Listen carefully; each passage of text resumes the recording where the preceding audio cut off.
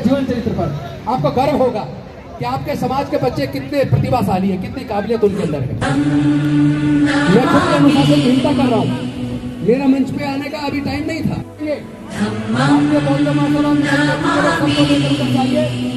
और मैं एक बार जाऊंगा, मेरे पीछे कोई नहीं आएगा। कोई फोटो के चक्कर में मत रहो। नमो तस्स अपना कद बढ़ाना है। भगवतो अरहतो तैयार हो जाता है। क्षमा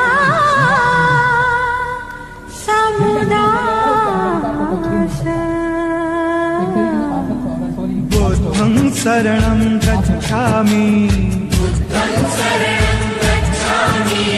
धम्मं शरणं गच्छामि संघं शरणं गच्छामि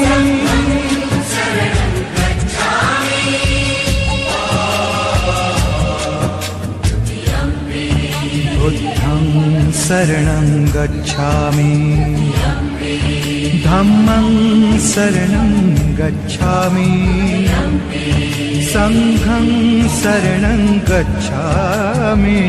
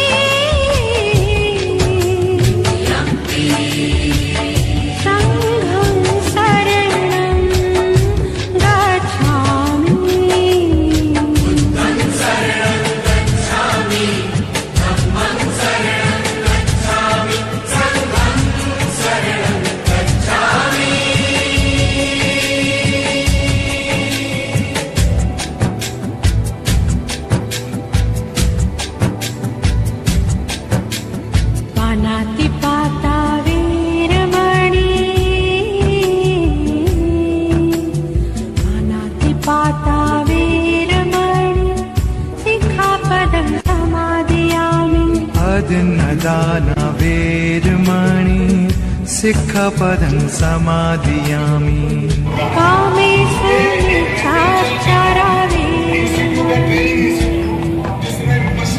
सिक्खपदं समादियामि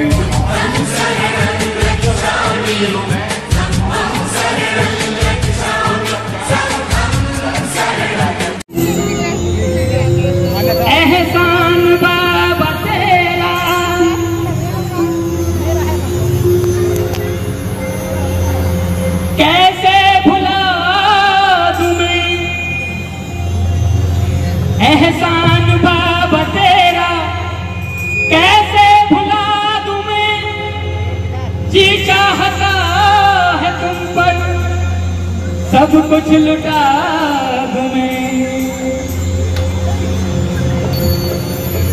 तो इसी के साथ लेकर चलता हूं। भद्र पुरुषों की नजर में ज्ञान थे बाबा मेरे।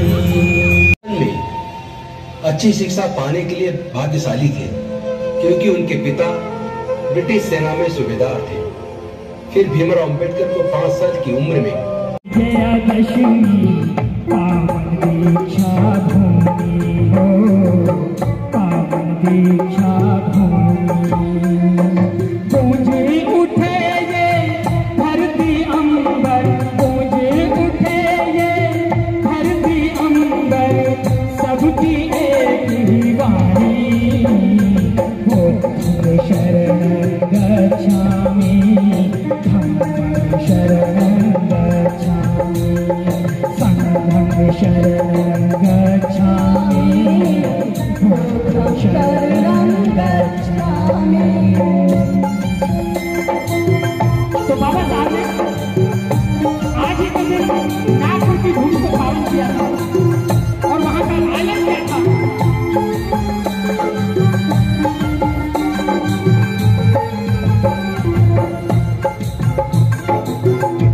वस्त्र परिधान करके आए लाखों नर नारी।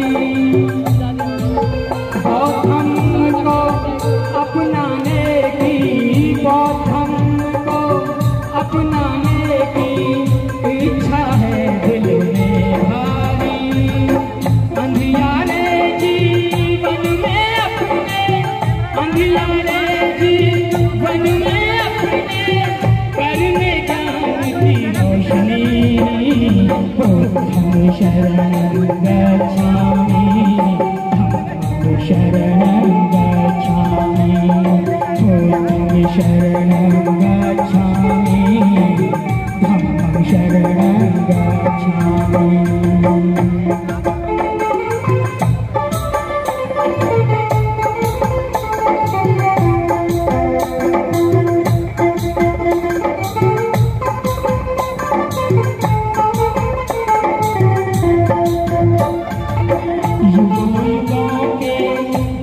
तोड़कर गौतम को ही अपनाया।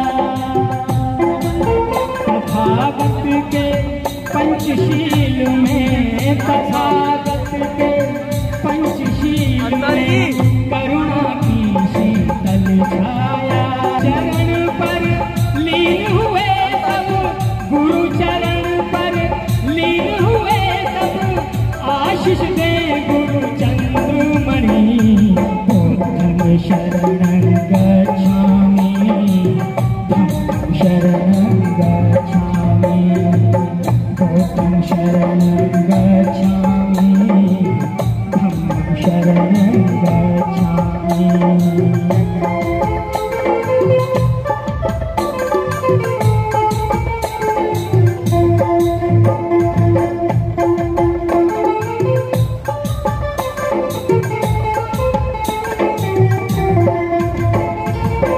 शुभ आशीष लिए धर्म गुरु का सब लोगों को दीक्षा दी।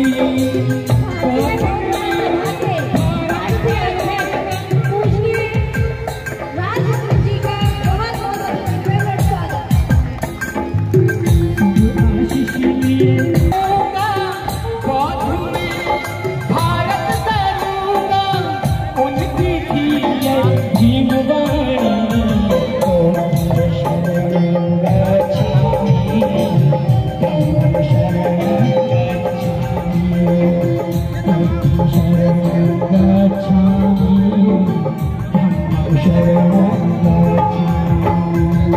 शुभ दिन आया विजयादशमी, पावन दीक्षा भूमि, पावन दीक्षा भूमि। गूंजे उठी ये धरती अंबर, गूंजे उठी ये धरती अंबर, सबकी एक ही वाणी। बुद्धं शरणं गच्छामि, धम्मं शरणं।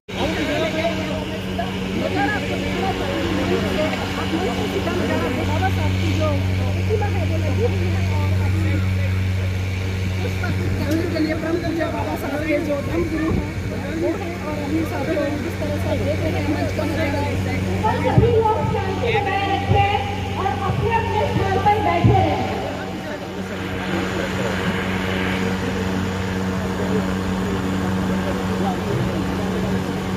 यहाँ पर मंच के पास भीड़ लगा के रखें, सभी अपने अपने स्थान पर बैठ जाए। मंच के आसपास सिर्फ मीडिया कर्मी रहेंगे, बाकी और कोई भी यहाँ ना आए।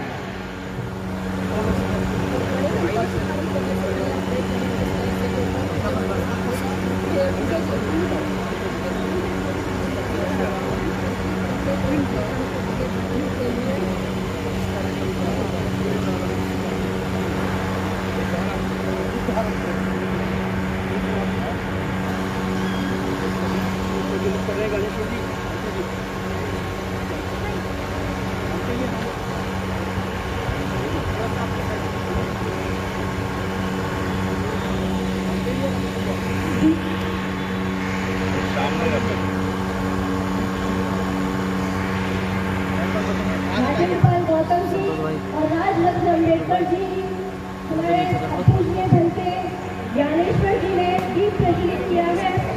अब हमारे दिन हमसे जी से याचना करेगी कि वो विषय पंछी का ग्रहण करवाया हमें।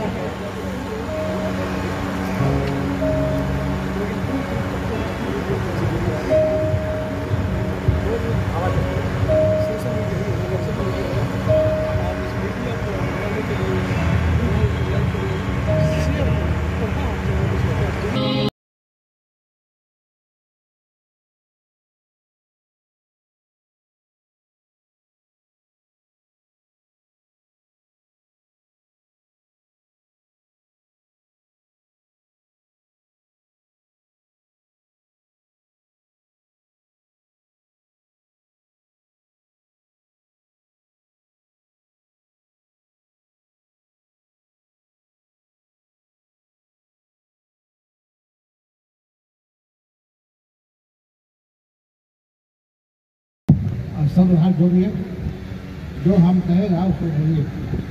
ओकासा ओकासा वंदामि वंदामि भंते भंते द्वारतेना द्वारतेना कत्वं सब्बं अपराधं हमथा मे भंते द्वितीयम्पि ओकासा वंदामि भंते द्वारतेना कत्वं सब्बं अपराधं हमथा मे भंते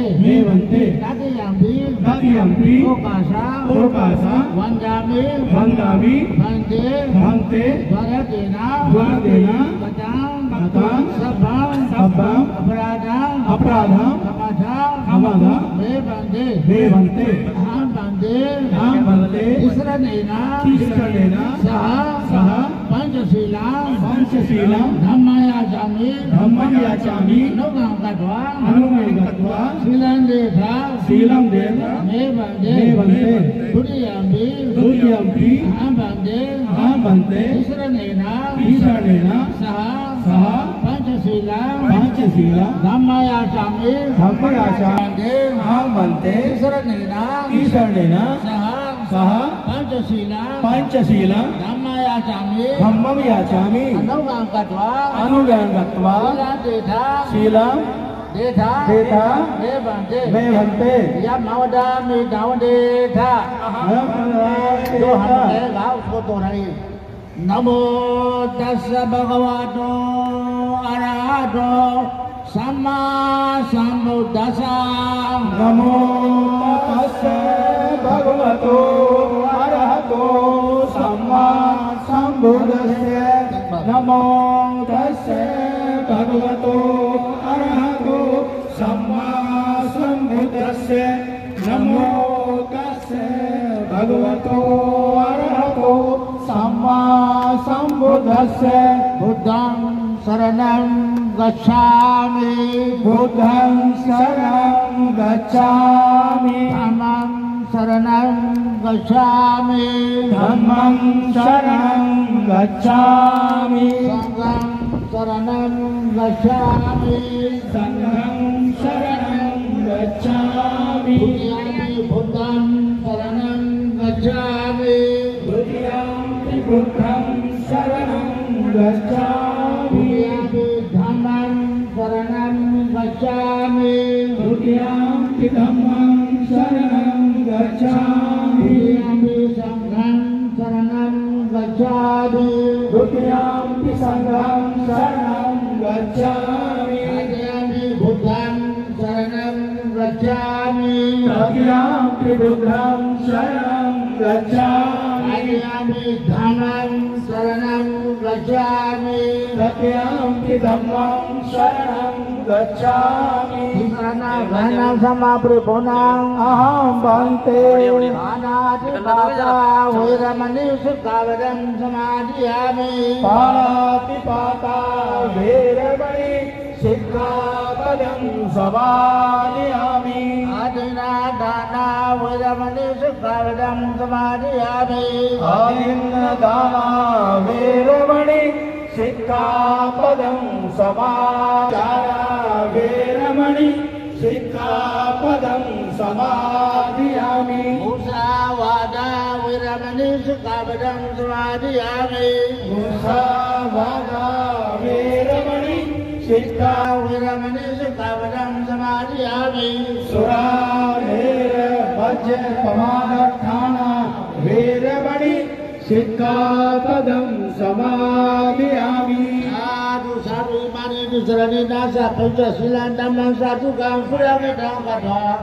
अम्मादेना शिलां संपादिता अहं वन्दे सपरोवा विनिमुक्तो सपा संदापनितो सपा विरामदिकंतो निभूतो ज्ञात्वां भवा सविदियो विवर्धन्तु सपा रोगो विनाशन्तु माते भवन्तरायो सुखी दीर्घायुको भवा अभिवादना श्लेषान् चाउना पचायिनो चत्तारो धम्मा वदन्ति आयु वन्नो सुखमलं भवतु सपा मंगलं रक्षन्तु सपा देवता सपा बुद्धानुभावेना सदा सुखी भवतु ते भवतु सपा मंगलं रक्षन्तु सपा देवता सपा संगानुभावेना सदा सुखी भवतु ते साधु साधु बुद्धं नमामि धर्मं नमामि और आपके बीच हैं बाबा साहब डॉक्टर B.R. अम्बेडकर के परपोत्र राजन अम्बेडकर जी। जोरदार तालियां आपके सामने लेके चीवर पे हैं। असली बुद्धिस्ट हैं, बाबा साहब के बताए रास्ते पे चल रहे हैं। तो एक बार जोर से बोलिए राजन अम्बेडकर जी अमर है। हाथ उठा के बाबा साहब डॉक्टर B.R. अम्बेडकर, बाबा साहब डॉक्टर B.R. अम्बेडकर, बाबा साहब डॉक्टर B.R. अम्बेडकर। बौद्ध धर्म ही, बौद्ध धर्म ही, बौद्ध धर्म ही, बौद्ध धर्म की क्या पहचान? अभी आवाज नहीं आ रही, हाथ नहीं उठ रहे। बौद्ध धर्म की क्या पहचान? बौद्ध धर्म की क्या पहचान?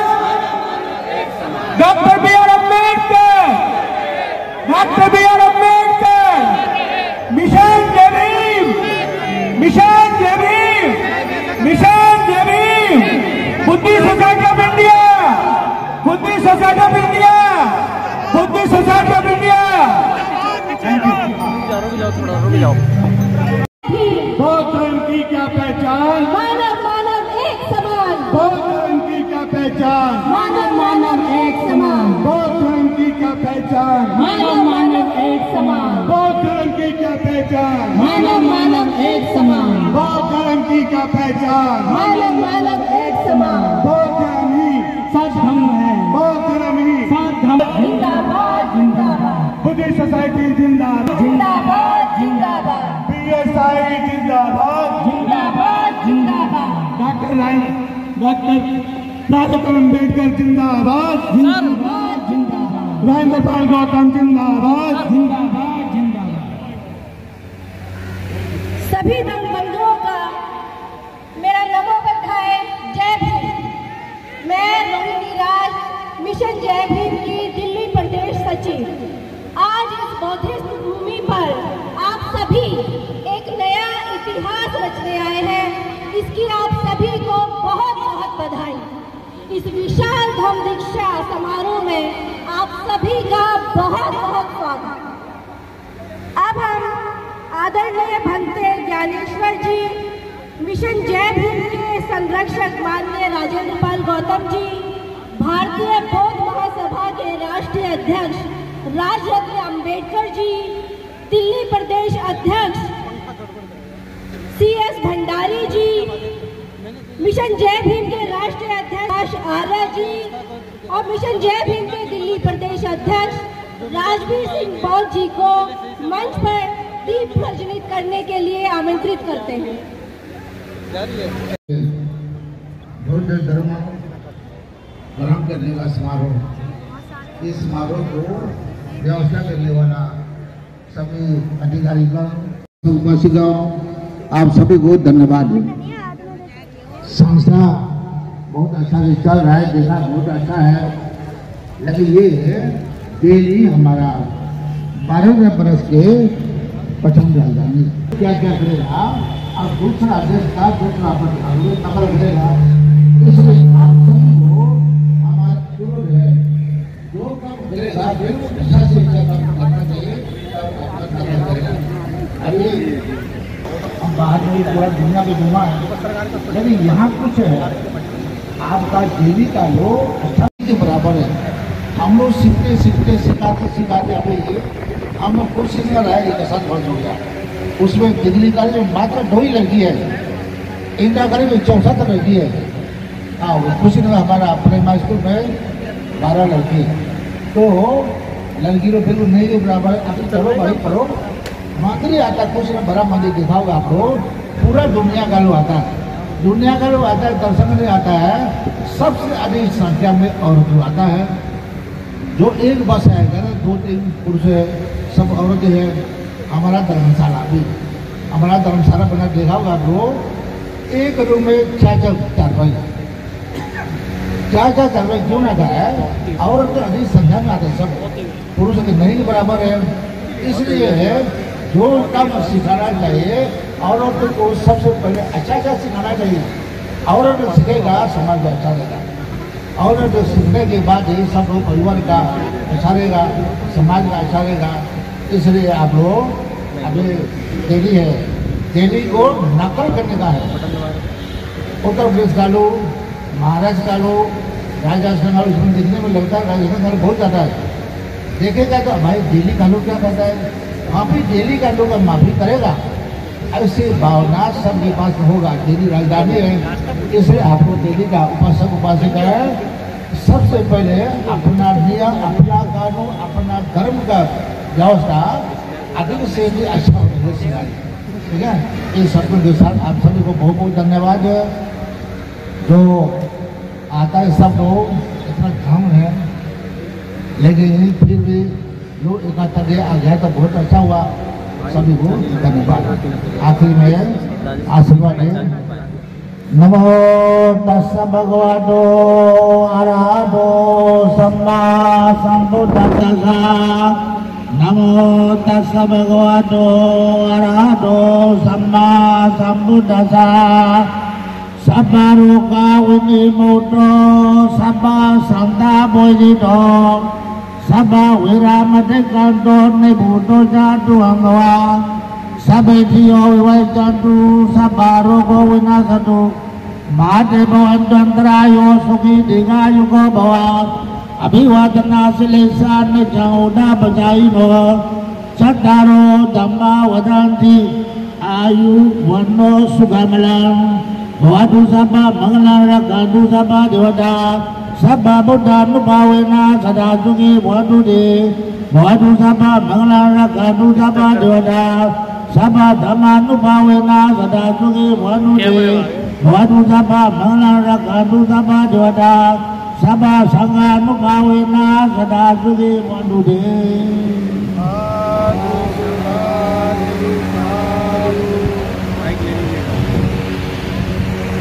माननीय राजेंद्र पाल गौतम जी, अब ये टीम माननीय राजेंद्र पाल गौतम जी का स्वागत शॉल पहनाकर कर रही है। सभी लोग तालियों के साथ स्वागत कीजिए।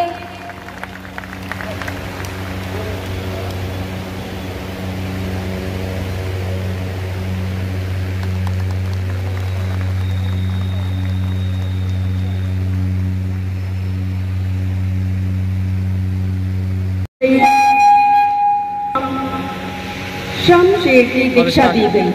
बाद में उन्हें धम्म अम्बेडकर नाम दिया गया।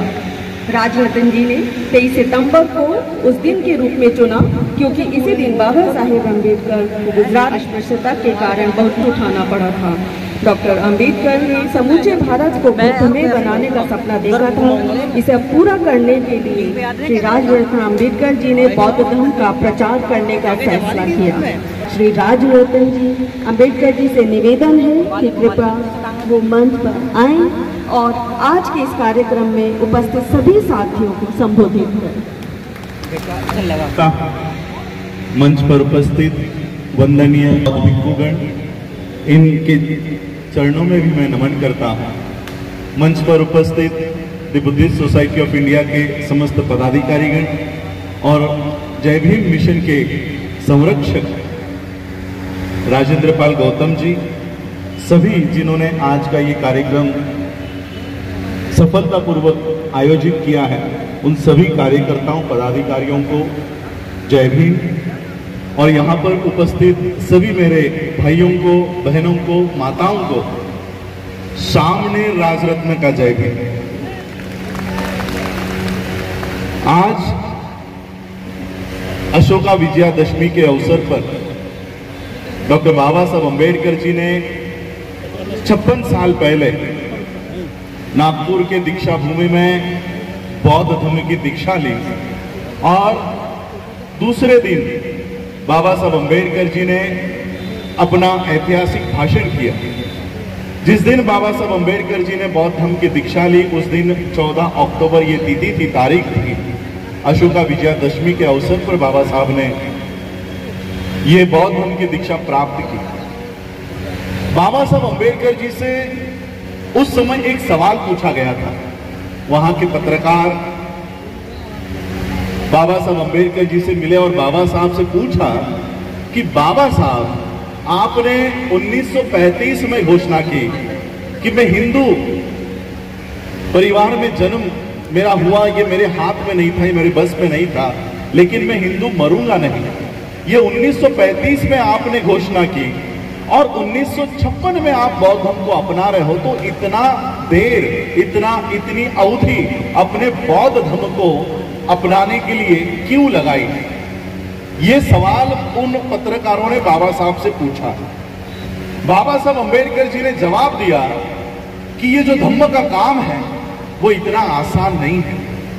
इस देश के लोगों को बौद्ध धर्म की ओर लेकर आना इतना आसान काम नहीं है। और आज मैं जब बाबा साहब अम्बेडकर जी के विषय पर पीएचडी कर रहा हूं, तब बाबा साहब अम्बेडकर जी ने इस देश के लोगों को किस तरह से बौद्ध धर्म के ऊपर, बौद्ध धर्म के मार्ग पर लेकर आए, ये संक्षिप्त में आप लोगों को बताना चाहता हूं।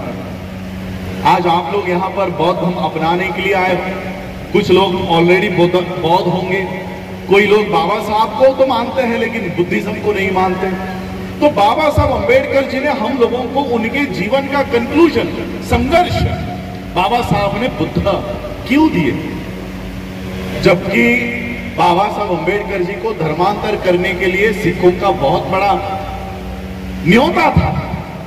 यहां तक कि बाबा साहब अम्बेडकर जी की सोने के पालकी से यात्रा बाबा साहब अम्बेडकर जी ने की भारत के सिखों ने निकाली थी कि बाबा साहब आप हमारा धर्म अपनाइए, हमारा धर्म अपनाइए। बाबा साहब को क्रिश्चियन धर्म मिशनरी ने बाबा साहब को आह्वान किया कि बाबा साहब आप क्रिश्चियन धर्म में आइए। बाबा साहब को इस्लाम धर्म के लोगों ने कहा कि बाबा साहब आप इस्लाम धर्म स्वीकारिए, लेकिन फिर भी बाबा साहब अम्बेडकर जी ने सिख धर्म को, इस्लाम धर्म को, क्रिश्चियन धर्म को नहीं अपनाया। जो सोना देने को तैयार था, जो जमीन देने को तैयार था, जो पैसे देने के लिए तैयार थे, फिर भी बाबा साहब ने इन धर्मों को नहीं अपनाया। और बाबा साहब ने बौद्ध धर्म ही क्यों अपनाया? ये 15 अक्टूबर 1956 को बाबा साहब ने उसका जवाब दिया।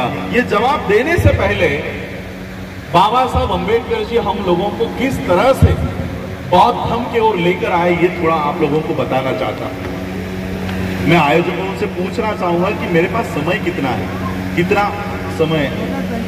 20 मिनट, टोटल 20 मिनट्स है। मैं 20 मिनट में अपनी बात पूरी करने की कोशिश करता हूं। जब बाबा साहब अम्बेडकर जी भारत में अपनी उच्च शिक्षा पूरी करके आए, बाबा साहब अम्बेडकर जी ने भारत की पूरी परिस्थिति को देखा और उस समय कई सारे चेंजेस, कई सारे घटनाएं भारत में घट रही थी। भारत को आजादी की मूवमेंट इस देश में शुरू हो रही थी और कई सारे चेंजेस, कानूनी चेंजेस इस देश में हो रहे थे। बाबा साहब अम्बेडकर जी ने 1923 में देखा कि बोले कमीशन ने जितने भी पानी के तालाब है, पानी के कुएं हैं, वो सभी के लिए खुले किए हैं। कोई भी उन कुओं से पानी पी सकता है, उन तालाब से पानी पी सकता है। बाबा साहब ने देखा ये कानून बनने के बावजूद भी हमारे लोग वो पानी पीने से डर रहे हैं, वो पानी को हाथ लगाने से डर रहे हैं। और फिर बाबा साहब अम्बेडकर जी ने 1923, 24, 25, 26 और मार्च महीने तक 27 के मार्च महीने तक बाबा साहब अम्बेडकर जी ने लोगों में जाकर उन लोगों में जागृति तैयार की। और 20 मार्च 1927 को बाबा साहब अम्बेडकर जी सबको इकट्ठा करके कम से कम 50,000 लोगों को इकट्ठा करके बाबा साहब महाड़ के चौदार तालाब पर लेकर गए। और जैसे ही बाबा साहब ने वो अपने हाथ में हथेली में पानी उठाया, बाकी के सारे लोगों ने बाबा साहब का अनुकरण किया और वो पानी बाबा साहब के पीछे पीछे उन्होंने उठाया और वो पानी पीने का काम किया। हम लोगों को ये बताया जाता है कि बाबा साहब अम्बेडकर जी ने पानी पीने का आंदोलन किया, लेकिन वही बाबा साहब अम्बेडकर अपने किताबों में लिखते हैं कि मैंने कोई पानी पीने का आंदोलन नहीं किया, हमारा संघर्ष पानी पीने का नहीं था। तो बाबा साहब का संघर्ष किस लिए था? बाबा साहब ने जो घोषणा महाड़ के चौदार तालाब से की, बाबा साहब ने कहा कि जागृति का अग्नि हमेशा जलाए रखना, इसे बुझने नहीं देना। बाबा साहब ने एक जागृति निर्माण की। क्या जागृति निर्माण की? कि अगर एक कुत्ता उस तालाब से पानी पी सकता है, अगर कोई जानवर उस तालाब से पानी पी सकता है, तो हम इंसान हैं, हम इंसानों को भी वो अधिकार मिलना चाहिए। बाबा साहब अम्बेडकर जी ने पानी पीने का आंदोलन नहीं किया, मरे हुए समाज को जिंदा करने का काम बाबा साहब अम्बेडकर जी ने महाड़ के तालाब से किया। बाबा साहब अम्बेडकर जी ने हम लोगों के दिलों में जागृति निर्माण की। जागृति निर्माण करने के बाद, क्योंकि उस समय हम हिंदू थे, तो हमारे लोगों का दूसरा आंदोलन शुरू हुआ कि अब हमें पानी पीने का अधिकार मिल गया है, हमें तालाब पर जाने का अधिकार मिल गया है, अब हमें मंदिर में जाने का भी अधिकार मिलना चाहिए। बाबा साहब ने कहा ठीक है, तुम्हें मंदिरों में जाना है। 2 मार्च 1930 को बाबा साहब अम्बेडकर जी ने फिर से हजारों लोगों को इकट्ठा किया और महाराष्ट्र के नासिक जिले में कालाराम मंदिर के एंट्री का बाबा साहब अम्बेडकर जी ने मूवमेंट खड़ा किया। और जैसे ही बाबा साहब अम्बेडकर उस मंदिर में प्रवेश करेंगे, अंदर से बड़े बड़े दरवाजे बंद कर दिए गए और अंदर से पथराव हुआ। एक पत्थर आकर बाबा साहब को लगा और बाबा साहब लहूलुहान हो गए। और वहीं पर बाबा साहब ने कहा कि देखो, तुम अपने आप को हिंदू समझते हो, अगर तुम हिंदू होते तो ये मंदिर में हमें लेते। बाबा साहब अम्बेडकर जी ने धीरे धीरे लोगों के दिलों में यह सवाल पैदा कर दिया कि अगर हम भी हिंदू हैं, वो भी हिंदू है, तो फिर वो हमें मंदिर में क्यों नहीं लेते, हमें मंदिर में क्यों नहीं लेते। 1930 का भी आंदोलन पूरा हुआ। 1930 के बाद 1931, 32, 33 में राउंड टेबल कॉन्फ्रेंस की शुरुआत हुई। और जब बाबा Saheb Ambedkar round table conference में गए, गांधी का वहां पर कहना था कि आजाद भारत में अछूतों को अगर वहां पर कोई भी अधिकार मिलता है तो ऐसी आजादी हमें नहीं चाहिए। गांधी का ऑफिशियल स्टेटमेंट है कि आजाद भारत में अगर अछूतों को अधिकार मिलते हैं तो हमें ऐसी आजादी नहीं चाहिए। बाबा साहब अम्बेडकर जी ने ये बातें समाज को लाकर बता दी। पूना पैक्ट का आंदोलन हुआ, पूना पैक्ट में बाबा साहब की सिग्नेचर हुई और फिर हमारे अधिकार छीन लिए गए। यानी जो लोग हमें हरिजन कहा करते थे, हिंदू कहा करते थे, वही हम लोगों को अधिकार देने को तैयार नहीं थे। और फिर इस देश का संविधान लिखने की जब तैयारी शुरू हुई, बाबा साहब अम्बेडकर संविधान सभा में गए, कितना संघर्ष हुआ वो हम सब जानते हैं। और जब बाबा साहब अम्बेडकर संविधान सभा में गए, बाबा साहब ने सिर्फ भारत का ही नहीं, पूरे दुनिया का, पूरे विश्व का सबसे बढ़िया संविधान बाबा साहब ने इस देश को निर्माण करके दिया। और मैं इसलिए नहीं कह रहा हूं कि मैं बाबा साहब का वंशज हूं या बाबा साहब के परिवार से हूं, ये बात वर्ल्ड के लोग एक्सेप्ट करते हैं। इससे पहले यूनाइटेड स्टेट्स के जो प्रेसिडेंट हुआ करते थे, उन्होंने बाबा साहब अम्बेडकर जी के संविधान के बारे में कहा कि बाबा साहब अम्बेडकर अगर हमारे देश में पैदा होते तो हम सूरज का नाम बदलकर उसे अम्बेडकर कर देते। इतनी बाबा साहब अम्बेडकर जी के आज संविधान को लेकर पूरी दुनिया बाबा साहब की तारीफ करती है। लेकिन वही बाबा साहब अम्बेडकर इस देश को संविधान देते हुए कहते हैं कि ये संविधान कितना ही बढ़िया क्यों ना हो, कितना ही अच्छा क्यों ना हो, इसको चलाने वाले लोग अगर गलत है तो संविधान किसी काम का नहीं। यूनाइटेड स्टेट का प्रेसिडेंट नेल्सन मंडेला, नेपाल के लोग बाबा साहब के संविधान को रेफर करते हैं, बाबा साहब के संविधान की तारीफ करते हैं, लेकिन वही बाबा साहब कहते हैं कि संविधान चलाने वाले लोग अगर गलत हो तो संविधान किसी काम का नहीं। बाबा साहब को पता चल चुका था कि संविधान मैंने सबसे बढ़िया बनाया है, लेकिन जिनके हाथों में दे रहा हूं वो नालायक है, वो देश को संविधान पर नहीं चलाएंगे, देश को संविधान पर नहीं चलाएंगे। बाबा साहब अम्बेडकर जी को पूछा गया, बाबा साहब अम्बेडकर जी के ऊपर आरोप लगाया जाता है कि बाबा साहब अम्बेडकर जी ने भारत का संविधान फ्रेंच रिवॉल्यूशन से, फ्रांस से उठाया है, वहां से कॉपी किया है। बाबा साहब को यह सवाल पूछा गया, बाबा साहब ने कहा मैंने भारत का संविधान किसी फ्रेंच रिवॉल्यूशन से नहीं उठाया, मैंने भारत का संविधान बुद्ध के अनुसार तैयार किया है, बुद्ध के संदेश पर, बुद्ध के धम्म के अनुसार तैयार किया है। इसका प्रियम्बल कभी पढ़ लो। इक्वलिटी, समानता किसी धर्म में नहीं है, सिर्फ बुद्ध के धम्म में समानता है। भाईचारा कोई धर्म नहीं सिखाता, भाईचारा केवल बुद्ध का धम्म सिखाता है। और इसलिए तो ये जो प्रियम्बल है, ये पूरा प्रियम्बल संविधान किस आधार पर है, वो प्रियम्बल बुद्ध के आधार पर है। बाबा साहब को पता चल चुका था ये लोग संविधान इस देश में नहीं चलाएंगे, और तब मेरे देश के लोग कहां जाएंगे, मेरे लोग कहां जाएंगे, मुझे फॉलो करने वाले लोग कहां जाएंगे। बाबा साहब अम्बेडकर जी से सवाल किया गया कि बाबा साहब इस देश के लोकतंत्र का क्या होगा। आप लोगों ने बाबा साहब का बीबीसी का इंटरव्यू शायद पढ़ा होगा, देखा होगा। ब्लैक एंड व्हाइट में वो इंटरव्यूअर बाबा साहब से सवाल करता है कि बाबा साहब इस देश के लोकतंत्र का क्या होगा। बाबा साहब कहते हैं ज्यादा देर तक नहीं चलेगा, इस देश का लोकतंत्र ज्यादा देर नहीं चलेगा। फिर वो इंटरव्यूअर मुलाकात लेने वाला बाबा साहब से पूछता है कि बाबा साहब ऐसे हालात में आपके लोगों का क्या होगा, आपके लोग कहां जाएंगे। बाबा साहब ने कहा कि हमें पर्यायी व्यवस्था खड़ी करनी होगी, अल्टरनेट व्यवस्था खड़ी करनी होगी। और बाबा साहब ने केवल अल्टरनेट व्यवस्था खड़ी करनी होगी इतनी बात नहीं रखी, बाबा साहब ने वो अल्टरनेट व्यवस्था खड़ी की और फिर बाबा साहब अम्बेडकर जी का महापरिनिर्वाण हुआ। वो अल्टरनेट व्यवस्था क्या है, बाबा साहब को पता था एक दिन इस देश में ऐसा आएगा जब इस देश का संविधान हमारे लिए इस्तेमाल में लाना बंद किया जाएगा, इस देश के संविधान में लिखा हुआ रिजर्वेशन खत्म किया जाएगा, एजुकेशन खत्म किया जाएगा। तब मेरे देश के लोग, मेरे अनुयायी कहां जाएंगे। और इसलिए बाबा साहब अम्बेडकर जी की स्वास्थ्य भी ठीक नहीं था। 1956 में बाबा साहब ने बौद्ध धर्म की दीक्षा लेने का निर्णय ले लिया। बाबा साहब के कार्यकर्ताओं ने बाबा साहब से कहा कि बाबा साहब अगले साल इलेक्शंस है, अगर आप आज बौद्ध धर्म की दीक्षा लेते हो तो 1957 में आपको हिंदुओं के वोट नहीं मिलेंगे। आप आपका दीक्षा का कार्यक्रम 1 साल रोकिए, उसके बाद बौद्ध धर्म की दीक्षा लीजिए। बाबा साहब ने कहा तुम लोगों में से कोई भी अगर मेरे साथ नहीं आया, मुझे किसी की जरूरत नहीं है, मैं अकेला जाकर बुद्ध की शरण में जाऊंगा, मैं अकेला जाऊंगा। और फिर बाबा साहब अम्बेडकर जी ने अशोका विजयादशमी 14 अक्टूबर 1956 को बौद्ध धर्म की दीक्षा ली।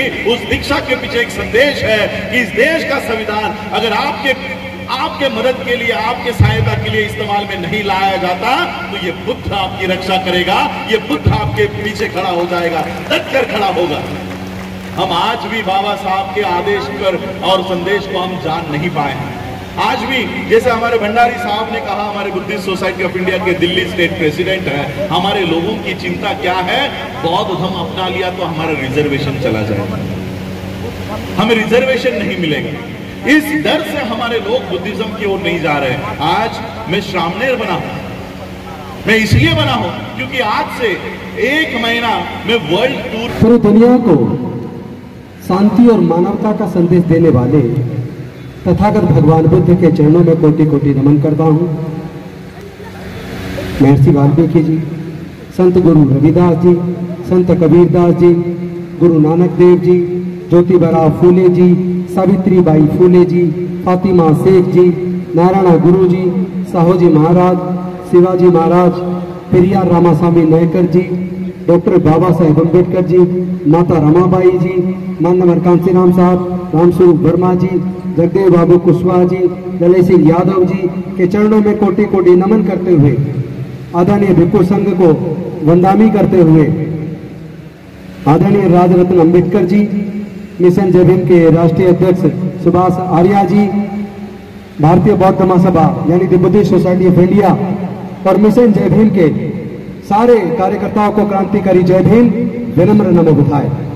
जो लोग इधर खड़े हैं, मेरा आपसे निवेदन है, अगर आपको डॉक्टर बाबा साहब अम्बेडकर से प्यार है तो प्लीज आप आधा घंटा और दीजिए, कुर्सियों पे आइए। जो लोग इधर खड़े हैं, मैं सबसे निवेदन कर रहा हूं, आप लोग कुर्सी पे आइए।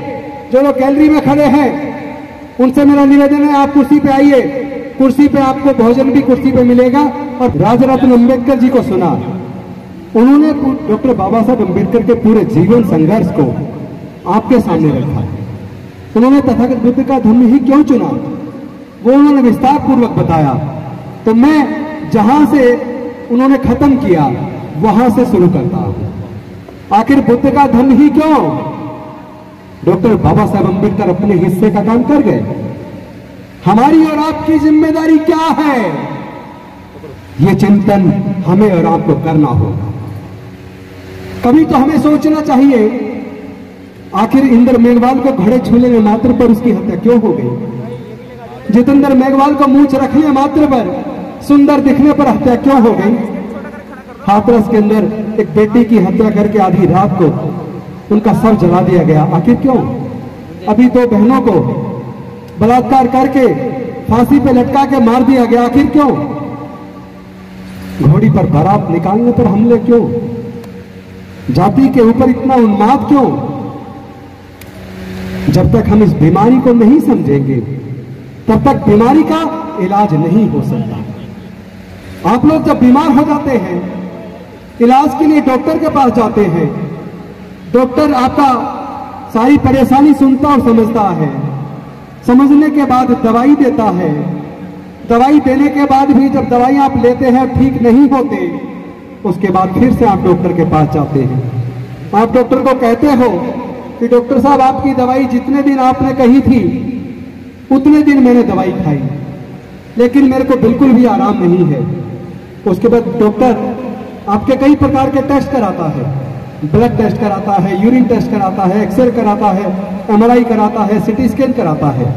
और सारी जांच कराने के बाद पहले वो बीमारी के कारण को समझता है।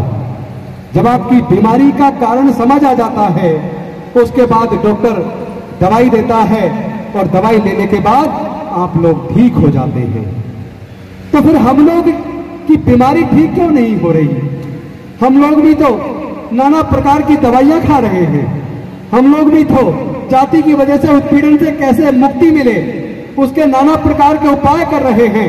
सरकारों ने बहुत सारे कानून बनाए, बहुत सारी योजनाएं बनाई, न्यायालय बनाए, लेकिन उसके बावजूद हमारी बीमारी से, उस उत्पीड़न से हमें मुक्ति क्यों नहीं मिल रही?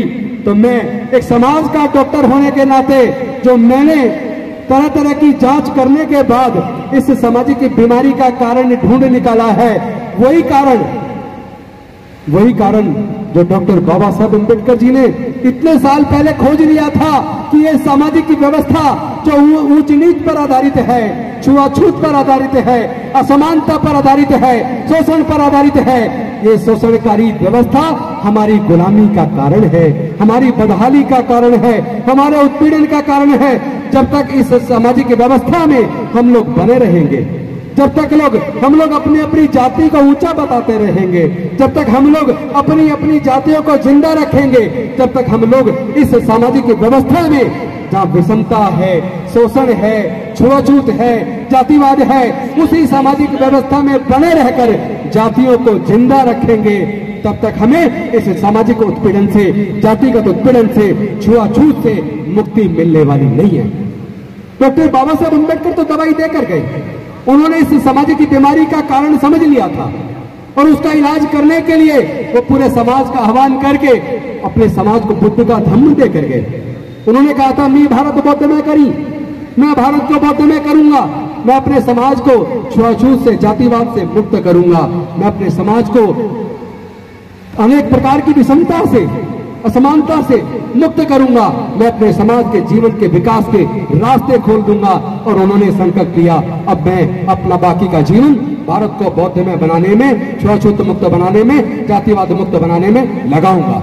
लेकिन 14 अक्टूबर 1956 को 14 अक्टूबर 1956 को डॉक्टर बाबा साहब अम्बेडकर ने बुद्ध के धम्म की दीक्षा ली, बुद्ध के धम्म को अपने आचरण में उतारा।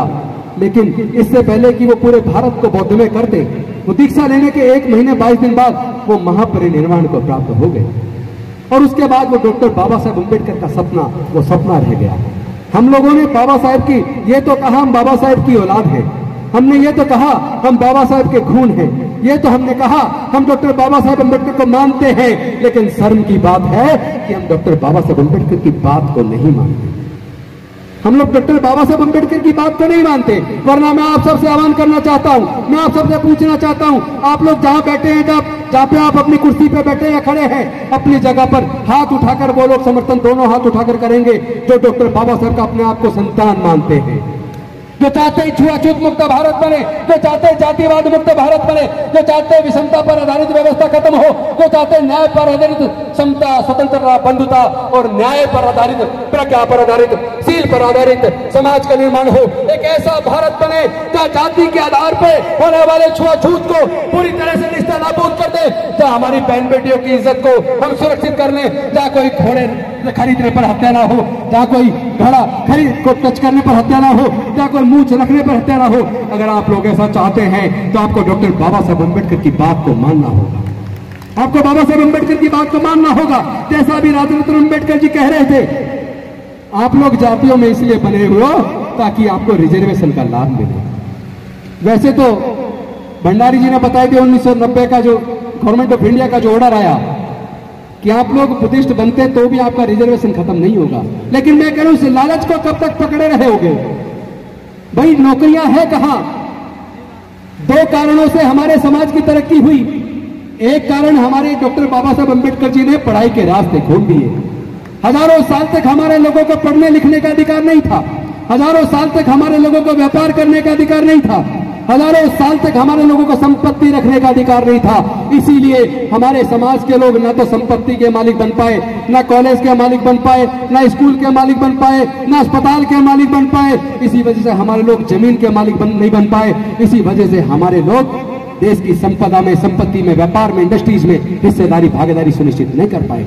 इसी वजह से हमारे लोग पिछड़ गए और जो कुछ हमें मिला वो केवल डॉक्टर बाबा साहब अम्बेडकर के दिए रिजर्वेशन की वजह से, पढ़ने के अधिकार की वजह से दिया। अगर वो हमारे पढ़ाई के रास्ते ना खोलते, अगर हमारे लिए रिजर्वेशन की व्यवस्था ना करते, हम लोग नौकरी में ना पाते। आज हमारे लोग डॉक्टर बन गए, इंजीनियर बन गए, जज बन गए, कलेक्टर बन गए, साइंटिस्ट बन गए, प्रोफेसर बन गए, हमारे लोग मुख्यमंत्री बन गए, हमारे लोग राष्ट्रपति बन गए। लेकिन यह ताली बजाने से पहले सोच लेना, ईमानदारी से बताइए, क्या मुख्यमंत्री बनने के बाद हमारी समस्याओं का समाधान हो गया? क्या देश के 2 राष्ट्रपति बनने के बावजूद क्या हमारे समाज की समस्याओं का समाधान हो गया? आज भी तो राष्ट्रपति आदिवासी समाज से है, लेकिन दुख तब होता है आदिवासी राष्ट्रपति बनेगा तो कहेंगे आदिवासी राष्ट्रपति, दलित राष्ट्रपति बनेगा तो कहेंगे दलित राष्ट्रपति, दलित मुख्यमंत्री बनेगा तो कहेंगे दलित मुख्यमंत्री, मुख्य न्यायाधीश दलित बनेगा तो कहेंगे दलित मुख्य न्यायाधीश। अरे भाई जब बाकी लोग बनते हैं तो कोई कहता सुना है ब्राह्मण मुख्यमंत्री, ब्राह्मण राष्ट्रपति, सुना है क्या? इसी अंतर को समझिए। ये लोग हमारी इस पहचान को बरकरार रखना चाहते हैं। ये लोग समझ गए, जो लोग 16-16 घंटे धूप में काम करते थे, मेहनत मशक्कत करते थे, काम के बदले में पैसे नहीं मांगते थे, इनके पास ये बोलने की ताकत कहां से आ गई? आज ये जुल्म के खिलाफ आवाज उठाते हैं, आज ये आंदोलन शुरू कर देते हैं। उनको समझ आ गया ये ताकत डॉक्टर बाबा साहब अम्बेडकर के द्वारा इनके जो पढ़ाई लिखाई के रास्ते खोल दिए, इन्होंने पढ़ने लिखने से ज्ञान अर्जित कर लिया, इससे ज्ञान से इनके पास बोलने की ताकत आ गई। और जब डॉक्टर बाबा साहब अम्बेडकर जी ने रिजर्वेशन की व्यवस्था की, उस रिजर्वेशन की व्यवस्था से ये लोग ग्राम प्रधान बन गए, निगम पार्षद बन गए, जिला पंचायत में जीत कर आ गए, एमएलए बन गए, एमपी बन गए, मंत्री बन गए। यहाँ तक कि मैं आज अगर मंत्री हूँ तो डॉक्टर बाबा साहब अम्बेडकर की कुर्बानी और बलिदान की वजह से हूँ। लोग कहते हैं कि मंत्री पद चला जाएगा, अरे मंत्री पद तो कुर्बान है अपने समाज के ऊपर। इस समाज की वजह से डॉक्टर बाबा साहब अम्बेडकर की कुर्बानी की वजह से तो मंत्री पद मिला है।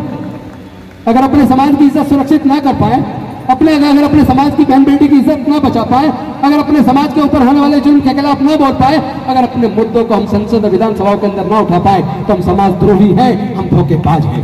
हमने बाबा साहब के साथ धोखा किया। अब हम धोखेबाज नहीं कहलाना चाहते।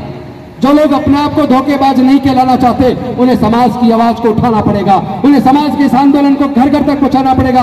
और हम सब अगर बाबा साहब के बच्चे हैं, क्योंकि देखिए नौकरी वो खत्म कर चुके, ऑलरेडी देश के सारे संसाधन बेच चुके, जैसा राजरत्न अंबेडकर जी ने बताया। आज मैं आपका आह्वान करता हूं, हम खुद खुले मन से कह रहे हैं, हमें आरक्षण नहीं चाहिए, आप संभालो अपना आरक्षण। हमें सम्मान चाहिए, हमें स्वाभिमान चाहिए, हमें देश के सर्वोच्च न्यायालयों में, देश के उच्च न्यायालयों में, देश की संसद में, देश की विधानसभाओं में, देश के सारे संसाधनों में, देश के व्यापार में, देश की इंडस्ट्रीज में, देश के सेक्रेटरीट में, हर क्षेत्र में हमें हिस्सेदारी व भागीदारी चाहिए। हमें जमीन के अंदर हिस्सा चाहिए, प्राकृतिक संसाधनों में हिस्सा चाहिए। अब केवल नौकरी की बात बेईमानी हो गई है, नौकरी से काम चलने वाला नहीं है, हमें हिस्सेदारी भागीदारी की मांग करनी होगी। अपनी इस लड़ाई को हमें लड़ना होगा। हम जानते हैं हम इस लड़ाई को लड़ेंगे, हम इस लड़ाई को जीतेंगे। जीतना हम जानते हैं, बाबा साहेब ने जीता था, तो बाबा साहेब के बच्चे भी जीतेंगे, बाबा साहेब के बच्चे भी जीतेंगे। लेकिन इस जीत में अगर हार मिलती है, अगर कोई कमजोरी दिखती है, तो उसका एक ही कारण है कि हम लोग जातियों को जिंदा रखे हुए हैं, हम जातियों को बनाए रखे हुए हैं। मैं पूछना चाहता हूं, अगर जाति कुदरत ने बनाई है, तो अमेरिका में जाति क्यों नहीं है? फ्रांस में जाति क्यों नहीं है? जर्मनी में जाति क्यों नहीं है? ब्रिटेन में जाति क्यों नहीं है? चाइना में जाति क्यों नहीं है? जापान में जाति क्यों नहीं है? ऑस्ट्रेलिया में जाति क्यों नहीं है? न्यूजीलैंड में जाति क्यों नहीं है? कोरिया में जाति क्यों नहीं है? पूरे दुनिया के अंदर जाति नहीं है। जाति है तो केवल भारत के अंदर है। हमें इस पर चिंतन करना चाहिए, वो कौन लोग हैं जिन्होंने जातियां बनाई, और जाति के बनने से फायदा किसको हुआ और जाति के बनने से नुकसान किसको हुआ। अगर जातियों की वजह से हमें नुकसान है, तो फिर हम जातियों को पकड़ के क्यों बैठे हैं? हम जातियों को छोड़ को नहीं देते। इसीलिए हमने इस बीमारी का इलाज खोज लिया है। खोज के तो डॉक्टर बाबा साहब अम्बेडकर गए थे, लेकिन वो जो दवाई पुड़िया बनाकर समाज को डॉक्टर बाबा साहब अम्बेडकर विषमता से मुक्ति दिलाने के लिए, छुआछूत से मुक्ति दिलाने के लिए, जातिवाद से मुक्ति दिलाने के लिए जो दवाई पुड़िया बनाकर डॉक्टर बाबा साहब अम्बेडकर देकर गए थे, हमारे बुजुर्गों ने उसे अलमारी में बंद कर दिया और गलो गुलामी का जीवन जीते रहे, जातियों को जिंदा रखे हुए रहे। इसीलिए हमारे समाज के साथ जाति की वजह से उत्पीड़न होता है। अगर हम जाति छोड़ देंगे, हम बौद्ध बन जाएंगे। बाबा साहब के सपने को पूरा करने के लिए बौद्ध में भारत का निर्माण करना होगा। 128 देश भारत की तरफ देख रहे हैं, वो भारत को विश्व गुरु मानते हैं, वो भारत को विश्व गुरु बुद्ध के देश के रूप में जानते हैं। बुद्ध की वजह से भारत का नाम दुनिया के अंदर रोशन है। भारत को फिर से वही गौरवशाली राष्ट्र बनाना है, भारत को फिर से विश्व गुरु बनाना है। उसका रास्ता केवल एक है, बौद्ध में भारत। जो लोग तैयार है बौद्ध बनने के लिए, तो जहां भी खड़े पर दोनों हाथ उठाकर समर्थन करेंगे। तो बौद्ध बनने के लिए, बाबा साहब के सपने को साकार करने के लिए क्या आप लोग तैयार हैं? तो मेरे साथ बोलिए, बौद्ध धम्म की क्या पहचान, बौद्ध धम्म की क्या पहचान, बौद्ध धम्म की क्या पहचान। मानव मानव एक समान, जाति छोड़ो, जाति छोड़ो, जाति छोड़ो, जाति छोड़ो, जय जय जय जय जय भीम, जय जय जय जय जय भीम, जय जय जय जय जय भीम। हम लोगों ने सपना देखा है, हम लोगों ने संकल्प लिया दान करने का काम करेंगे।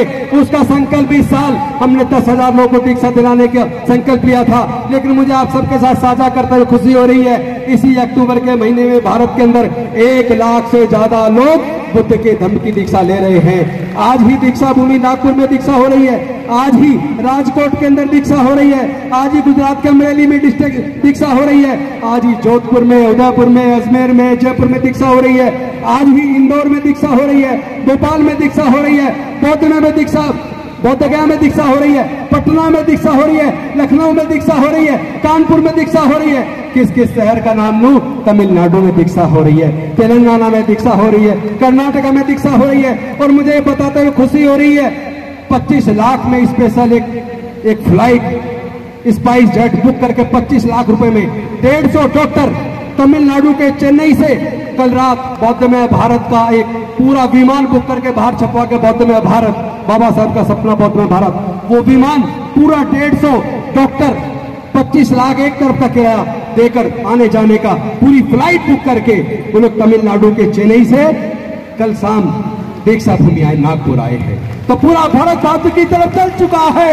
चलो बुद्ध की ओर, और साथी चलो बुद्ध की ओर। देखो छाया भी हो गई। भीम बुलाता है तुम्हें, जय भीम बुलाता है, अब तो चलो बुद्ध की ओर। मिशन जय भीम बुलाता है, अब तो चलो बुद्ध की ओर। मिशन जय भीम बुलाता है, भीम बुलाता है हमें, जय भीम बुलाता है, अब तो चलो बुद्ध की ओर। मिशन जय भीम बुलाता है, अब तो चलो बुद्ध की ओर। मिशन जय भीम बुलाता है, अब तो चलो बुद्ध की ओर। मिशन जय भीम बुलाता है, भीम बुलाता है। मिशन जय भीम बुलाता है, भीम बुलाता है। मिशन जय भीम बुलाता है, अब तो चलो बुद्ध की ओर। मिशन जय भीम बुलाता है, अब तो चलो बुद्ध की ओर। मिशन जय भीम बुलाता है, भीम बुलाता है। मिशन जय भीम बुलाता है, अब तो चलो बुद्ध की ओर। मिशन जय भीम बुलाता है। बहुत बहुत धन्यवाद। जय भीम, नमो बुद्धाय। 25 जनवरी से 6 महीने के लिए मैं श्रामनेर बनकर पूरे भारत को बौद्ध बनाने के पूरे देश में जाऊंगा। जनवरी 1 जनवरी 2025। बहुत बहुत धन्यवाद। चूंकि दीक्षा दिवस अशोक विजयदशमी 2025 को 10 करोड़ लोग बौद्ध के धर्म की दीक्षा लेंगे और उसके लिए 1 जनवरी से इसको 4 चरणों में बटा है। इस साल 10,000 का लक्ष्य था, 1 लाख क्रॉस कर गया। अगले बार 10 लाख का लक्ष्य है, 1 लाख का लक्ष्य है, 10 लाख क्रॉस करेगा। उससे अगले साल 2024 में 10 लाख का लक्ष्य है, 1 करोड़ क्रॉस करेगा। और 2025 में 10 करोड़ का लक्ष्य है, 20 करोड़ क्रॉस करेगा। बहुत बहुत धन्यवाद। तो मैं 1 जनवरी 2025 से चीवर धारण करके श्रामणेर बन के पूरे भारत का भ्रमण करूंगा। बौद्ध में भारत का सपना बाबा साहब का सपना था, हम उनकी सच्ची संतान हैं, वो सपने को जरूर पूरा करेंगे। बहुत बहुत धन्यवाद। जय भीम, जय। त्रिशरण और पंचशील हमें वंदनीय बंते जी ने शुरुआत में दे दिए हैं। अब रही है 22 प्रतिज्ञा। एक सेकंड, जितने लोग उधर खड़े हैं दीक्षा के लिए तो कम से कम फ्रंट पे आ जाओ, दीक्षा के लिए आगे आ जाओ। ज्ञानेश्वर जी को मैं वंदना करता हूं और सभी भिक्षु वर्ग को वंदना करता हूं। आज के इस कार्यक्रम में मिशन जय भीम के संरक्षक श्रद्धेय Rajendra Pal Gautam ji, the Buddhist society of India के राष्ट्रीय अध्यक्ष, जो आज 125 बुद्धिस्ट कंट्रीज की जो एसोसिएशन है उसके सेक्रेटरी हैं राज रतन अंबेडकर जी।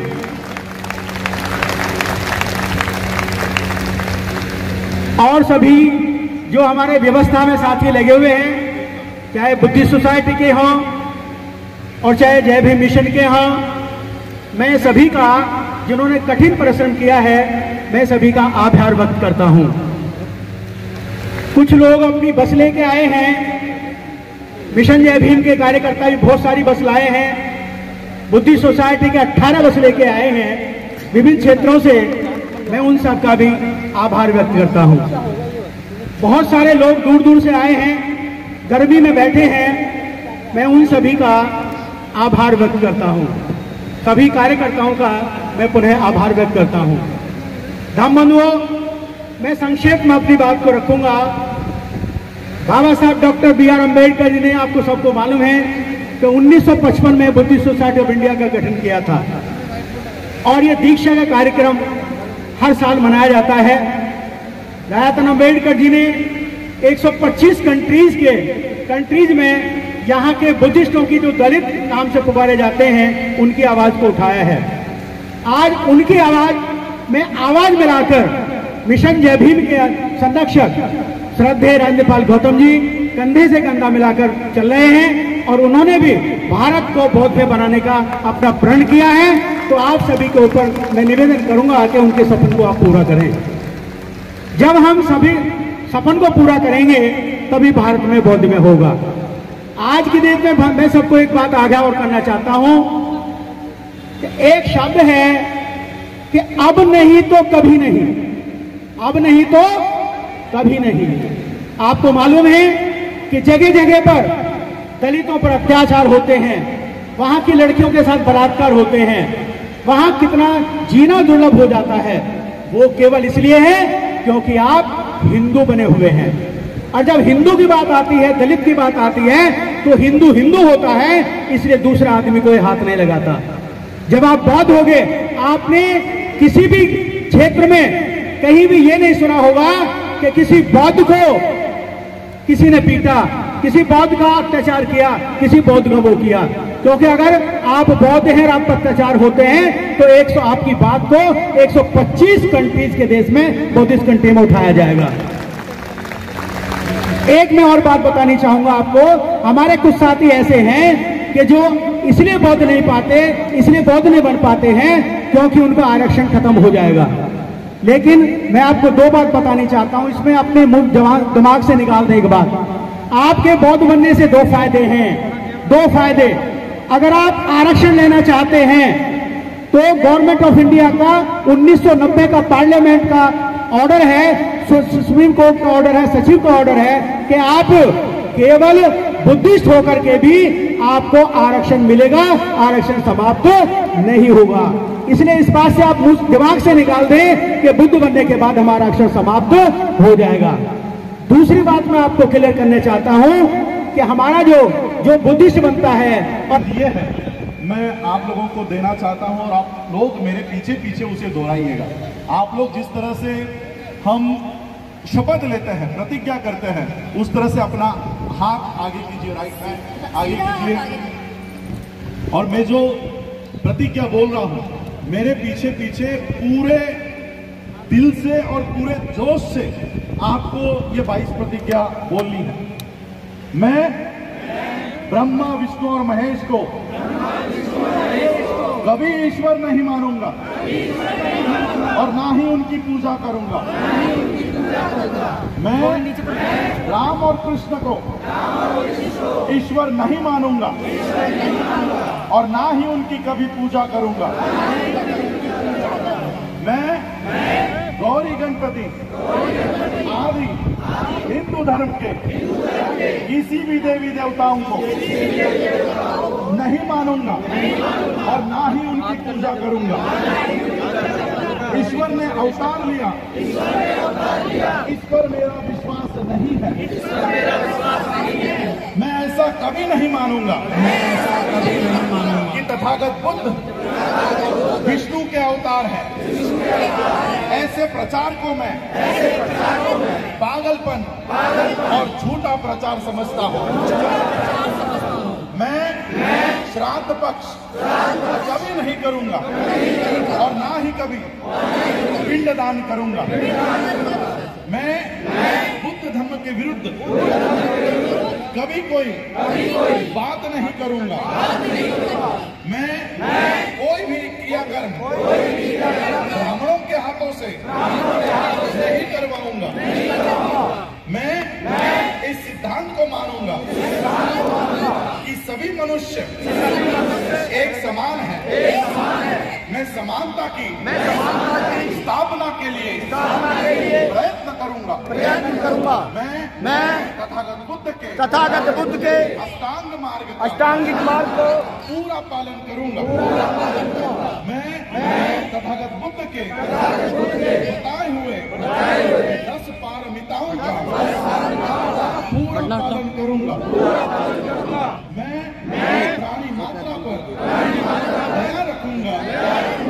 लालन पालन करूंगा। मैं चोरी नहीं करूंगा, मैं झूठ नहीं बोलूंगा, मैं व्यभिचार नहीं करूंगा, मैं शराब नहीं पीऊंगा, मैं अपने जीवन को बुद्ध धम्म के तीन तत्वों के अर्थात ज्ञान, शील और करुणा पर ढालने का प्रयत्न करूंगा। मैं मनुष्य मात्रा की उन्नति के लिए हानिकारक तथा मनुष्य को ऊंच नीच मानने वाले अपने पुराने हिंदू धर्म का पूरी तरह से त्याग करता हूँ और बुद्ध धर्म का स्वीकार करता हूँ। ये प्रतिज्ञा एक बार और लेंगे। मैं मनुष्य मात्रा की उन्नति के लिए हानिकारक और मनुष्य को ऊंच नीच मानने वाले पुराने हिंदू धर्म का पूरी तरह से त्याग करता हूँ और बुद्ध धर्म का स्वीकार करता हूँ। मेरा ये पूरा विश्वास है कि तथागत बुद्ध का धम्म ही सही धम्म है। मैं ये मानता हूँ कि मेरा अब नया जन्म हो रहा है। मैं ये पवित्र प्रतिज्ञा करता हूँ कि आज से मैं बुद्ध धर्म के अनुसार आचरण करूंगा। डॉक्टर बाबा साहब अम्बेडकर की, डॉक्टर बाबा साहब अम्बेडकर की, डॉक्टर बाबा साहब अम्बेडकर की। बहुत बहुत धन्यवाद। थोड़ी देर और बैठिए। धन्यवाद भाषण होगा, प्रोग्राम का समापन होगा। थोड़ी देर बैठिए। धन्यवाद भाषण सिर्फ 3 मिनट और उसके बाद समापन संगीत चलेगा। साथ में घर अपनी कुर्सी में बैठ के खाना खाएंगे। आपको यहीं पे खाना। कोंडली से भाई। अच्छा, आप कोंडली से है। हम तो है ना, तो सभ्य सत्ता के लिए आगे आए।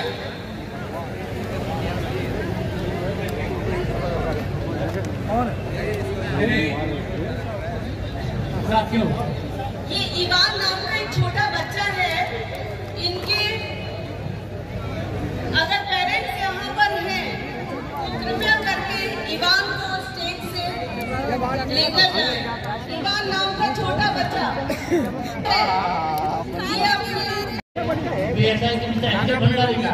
कि उन्होंने अपना सहयोग को, ईश्वर को, जिन्होंने अपना बेस्ट देने का प्रयास किया और बहुत अच्छा कार्यक्रम किया। और मैं धन्यवाद करता हूँ खासतौर से महिला शक्ति को, जिन्होंने अपना समय यहाँ आए, इस चीज़ को समझा, वो धर्म को समझा और इसको घर बनाया। और मैं धन्यवाद करता हूँ मिशन जय भीम के महासचिव मिस्टर बीपी घोष, जिन्होंने रात दिन लगकर इस भव्य कार्यक्रम का आयोजन किया।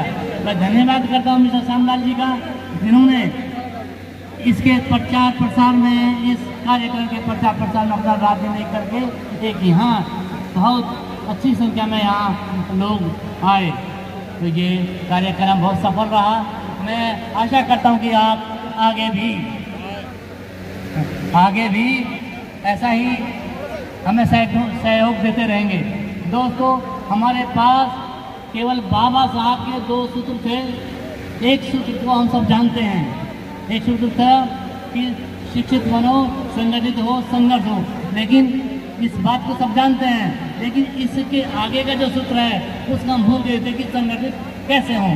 उनका मतलब, संगठित होने का मतलब ये था कि आपके पास धम शक्ति है, उस धम शक्ति का इस्तेमाल करके आप अपने सामाजिक संगठन का इस्तेमाल कर सकते हो। और अगर सामाजिक संगठन आपका मजबूत है तो ये पक्का मैं वादा करता हूँ, मैं आपको आश्वस्त करता हूँ, तो ये सत्ता, राजनीतिक शक्ति प्राप्त करने का मुश्किल काम नहीं है। तो दोस्तों, धम शक्ति जो हमारी बोध शक्ति है, इससे जुड़ने से सामाजिक शक्ति मजबूत होगी, आपका संगठन मजबूत होगा और आप हुक्मरान होंगे, आप सत्ताधारी होंगे। ऐसा ही मानना है। ये बाबा साहब का संदेश था, बाबा साहब ने ऐसा ही किया था। अब सब पे सत्ता करवा दो। अब लास्ट इसके लिए आते हैं। सुभाष आचार्य जी का बहुत बहुत शुक्रिया कि उन्होंने सभी का नाम लिया और शुक्रिया अदा किया। इसी कार्यक्रम में आगे बढ़ाते हुए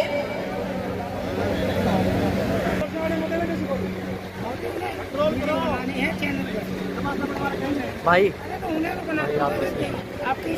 पे सत्ता सुखी होन्तु सर्वे होन्तु चखे विनो सर्वे भद्राणि पश्यन्तु महाकंचिदुः महागम सर्वे सत्ता सुखी होन्तु सर्वे होन्तु चखे विनो सर्वे भद्राणि पश्यन्तु महाकंचिदुः महागम सर्वे सत्ता सुखी होन्तु सर्वे होन्तु चखे विनो सर्वे भद्राणि पश्यन्तु महाकंचिदुः महागम।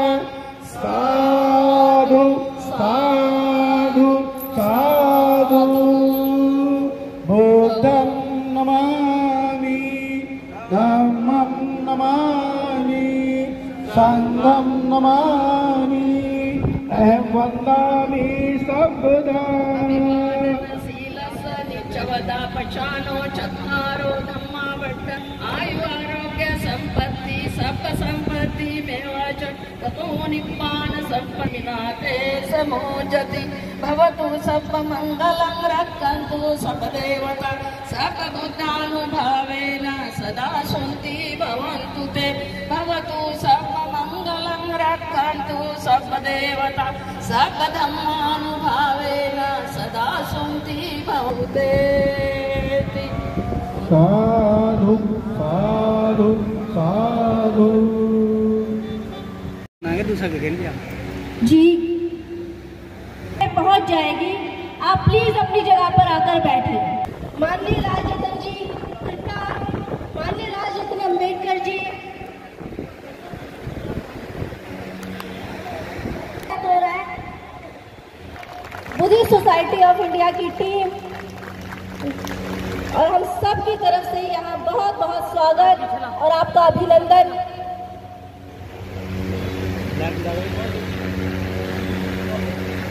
माननीय राजेंद्र पाल गौतम जी, अब ये टीम माननीय राजेंद्र पाल गौतम जी का स्वागत शॉल पहनाकर कर रही है।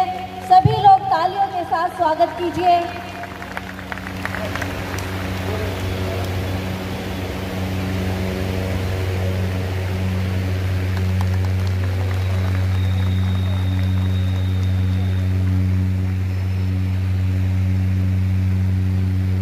इसको ईवीएम को खत्म करें। आप देखिए, सुनिए, मैं आपके विचारों से सहमत हूँ, लेकिन कहीं कहीं ना भी ना देखो हम लड़ाई लड़नी मैं ये कहती हूँ लटकी नहीं लड़ो, कानून आप जानते हो, हम जानते ये जानते, तो आपने कभी हमसे मत क्यों नहीं करा? हमारे बीच में आके क्या आप मेरे साथ चलो? मैं कभी समाज को गलत राह पर नहीं बताऊंगा यहाँ पर गलत। ईवीएम मशीन ये एक संवैधानिक इंस्ट्रूमेंट है, उसको तोड़ने का आपको अधिकार नहीं है। आपको उसका विरोध करना चाहिए, कोर्ट में जाकर करना चाहिए, आपको लग रहा है। लेकिन आप अगर कहोगे कि हम पोलिंग बूथ में घुसकर इसको खाने को मना कर रहे हैं, वो हम आदेश नहीं दे सकते। मेरा मतलब ये है कि आपको विरोध करने का मतलब ये है कि आप जाइए, जो जितना बड़ी मीडिया बैठा है, एक तो ये झूठ बोलता है, उसे छोड़ दो। मीडिया तो बताता ही नहीं है। दूसरी बात, मैं तो ये भी चाहती हूँ कि टेलीविजन और ये मीडिया सारा बंद होना चाहिए। हमारे लोग हैं बंद कर, लेकिन हमारा एक धारणा है कि जो ईवीएम है इसके हमें खिलाफ लड़ना चाहिए। लेकिन लड़ाई कौन लड़ेगा? 1 लाख आदमी मर भी गए ना तो भी ईवीएम नहीं हट सकती। 1 लाख आदमी इसका फिर पैसा विकल्प क्या? इसका विकल्प क्या? तो चलो हम मारेंगे गोली, आप हमें